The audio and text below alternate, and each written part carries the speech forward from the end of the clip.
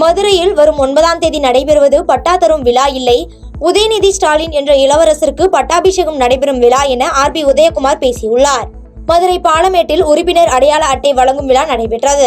இந்த முகாமில் கலந்து கொண்ட முன்னாள் அமைச்சர் RB உதயகுமார் செய்தியாளர்கள் சந்திப்பின் போது பேசிய அவர், கர்நாடகா துணை முதல்வர் சிவக்குமார் மேகதாது அணை கட்டுவதால் தமிழ்நாட்டிற்கும் நன்மை நடக்கும் என பேசியுள்ளார். அது குறித்து திமுக அரசு வாய் திறக்காமல் காங்கிரஸ் கூட்டணி கட்சி என மௌனித்து வருகிறது என்றும், மதுரையில் வரும் 9ஆம் தேதி நடைபெறுவது பட்டா தரும் விழா இல்லை, உதயநிதி ஸ்டாலின் என்ற இளவரசருக்கு பட்டாபிஷேகம் நடைபெறும் விழா என RB உதயகுமார் பேட்டியளித்துள்ளார். அரசு முறை பயணமா, தனியார் பயணமா, அல்லது மருத்துவ சிகிச்சைக்கான பயணமா, அல்லது முதலீட்டை ஈர்ப்பதற்கான பயணமா என்று தெரியவில்லை. அதற்கு அடுத்த நிலையில் அறிவிக்கப்படாத முதலமைச்சராக செயல்படுகிற உதயநிதி ஸ்டாலின் அவர்களும் இது குறித்து வாய் திறக்கவில்லை. அவருக்கு பட்டாபிஷேக விழாவை நடத்துவதிலே தான் அமைச்சர் பெருமக்கள் கவனமும் அவருடைய நேரத்தையும் செலவிடுகிறார்களே தவிர தமிழ்நாட்டு மக்களை பற்றி அக்கறைப்பட்டதாக தெரியவில்லை. சென்னை ஆளுநர் மாளிகையில் ஆளுநரை சந்தித்துவிட்டு தமிழிசை சவுந்தரராஜன் செய்தியாளர்களை சந்தித்து பேசினார். ஆளுநர் அவர்களை மரியாதை நிமித்தமாக முன்னாள் ஆளுநர் என்ற வகையில் சந்தித்ததாகவும் அவரிடம் சில பிரச்சனைகள் குறித்து பேசியதாக தெரிவித்தார். மேலும் பேசிய அவர், PM ஸ்ரீ திட்டம் குறித்து தவறான தகவல்களை தமிழக அரசு பரப்புகிறது என்றும், கார் பந்தயத்தை உங்களால் வேகமாக நடத்த முடிகிறது, புதிய கட்சி தொடங்கி மாநாட்டிற்கு இடம் கேட்கும் விஜய்க்கு அனுமதி கொடுக்க முடியவில்லையா என்றும், விஜய் மாநாடு நடத்துவதில் அரசுக்கு ஏன் பயம் என வினா எழுப்பியுள்ளார் என செய்தியாளர்கள் சந்திப்பில் பேசியுள்ளார். ஆளுநர் அவர்களை மரியாதை நிமித்தம் தான் சந்திச்சேன். வேற காரண காரியெல்லாம் பெருசா இல்ல. ஒரு முன்னாள் ஆளுநர் என்ற வகையில சில கருத்துக்களை பரிமாறிக்கொண்ட அவ்வளவுதான். அதனால இது ஒரு மரியாதை நிமித்தமான சந்திப்பு தான். இன்று மாலை பெண்களுக்கான ஒரு தர்பார் நிகழ்ச்சி நடத்துகிறேன். பெண்களுக்கான பிரச்சனைகள் அது நீங்கள் எல்லாம் வந்து கலந்து கொள்ள வேண்டும் என்று நான் நினைக்கிறேன். தமிழகத்தை பொறுத்த மட்டில் இன்று முதலமைச்சர் அவர்கள் வெளிநாடு சென்றிருக்கிறார்கள்.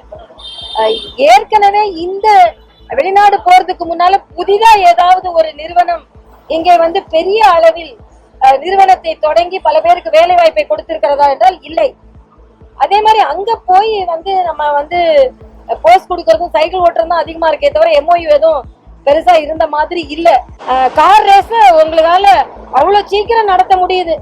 ஆனா ஒரு புதிய கட்சி தொடங்கி ஒரு மாநாடு நடத்துறதுக்கு ஒரு இடத்தை கேட்கறதுக்கு அவர் லீவ்ல போயிருக்காரு, இவர் லீவ்ல போயிருக்காரு, 21 கேள்வி 22 கேள்வி. ஆக எந்த அளவிற்கு எதிர்கட்சிகளை நீங்கள் முடக்க நினைக்கிறீர்கள்? கோவில்பட்டி அருகே அரசு பள்ளியில் மிதிவண்டி வழங்கும் விழா நடைபெற்றது. தூத்துக்குடி மாவட்டம் கோவில்பட்டி அருகே உள்ள பசுந்தனை அரசு மேல்நிலைப் பள்ளியில் பயிலும் மாணவ மாணவிகளுக்கு தமிழக அரசின் விலையில்லா மிதிவண்டி வழங்கும் நிகழ்ச்சி நடைபெற்றது.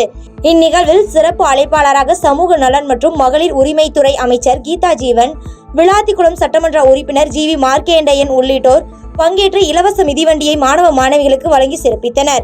இதில் பேசிய கீதா ஜீவன், பெண் குழந்தைகள் பாதுகாப்பாக இருக்க வேண்டும் என நம் முதல்வர் தலைமையிலான அரசு பல்வேறு நடவடிக்கை மேற்கொண்டு வருகிறதாக தெரிவித்துள்ளார். மாத்தூர் அருகே வாங்கிய கடனுக்கு இருசக்கர வாகனத்தை விட்டுச் செல்லும்படி கூறி தகராறில் ஈடுபட்டு வண்டியை தீ வைத்து கொளுத்திய சம்பவம் அதிர்ச்சியை ஏற்படுத்தியுள்ளது.